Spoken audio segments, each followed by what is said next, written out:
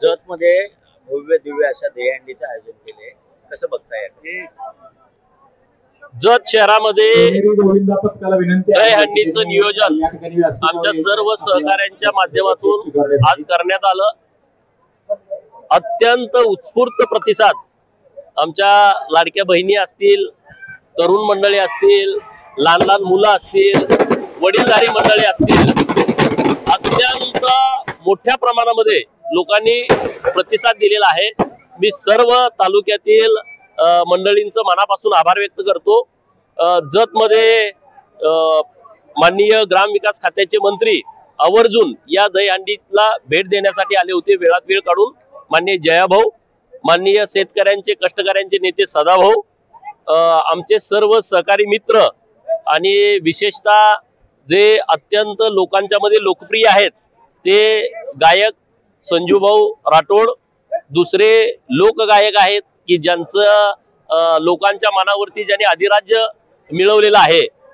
6000 ते 7000च्या वर गाणी त्यांनी आतापर्यंत लॉन्च केलेली आहेत। ते माझे बंधू माननीय साजन भाऊ बेंद्रे ते पण आलेले होते। मुंबईहून डान्स ग्रुप आलेले आहेत, लावणी सादर करणारी आमची भगिनी पण आलेली आहे आणि सर्व नेते मंडळी माननीय पप्पू डोंगरे असतील, माननीय संदीप बाबा गिड्डे असतील, आमच्या तालुक्यातील माननीय डॉक्टर आरडी साहेब असतील, सर्व भाजपाचे पदाधिकारी असतील, सर्व लोकांनी अत्यंत चांगल्या पद्धतीने रिस्पॉन्स दिला।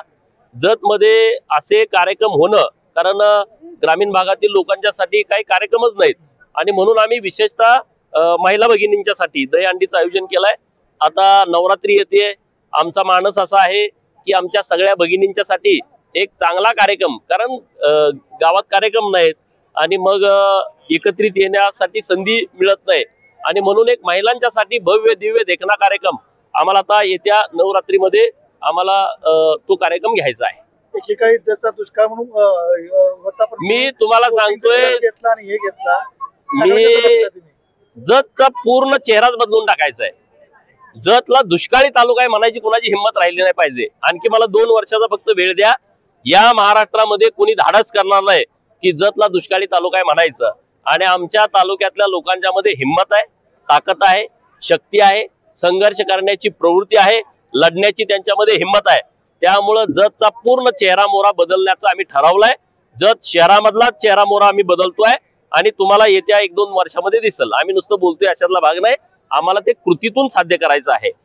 आमच्या लोककला जपल्या पाहिजेत, आमच्या ज्या परंपरा आहे, दहीहंडी आमची परंपरा आहे आणि ही परंपरा जपली पाहिजे, या दृष्टिकोनातून या कार्यक्रमाचं आयोजन केलेलं आहे। सर्व सण उत्साहात चांगल्या पद्धतीनं साजरे व्हावेत यासाठी आम्ही सगळेजण प्रयत्नशील आहे।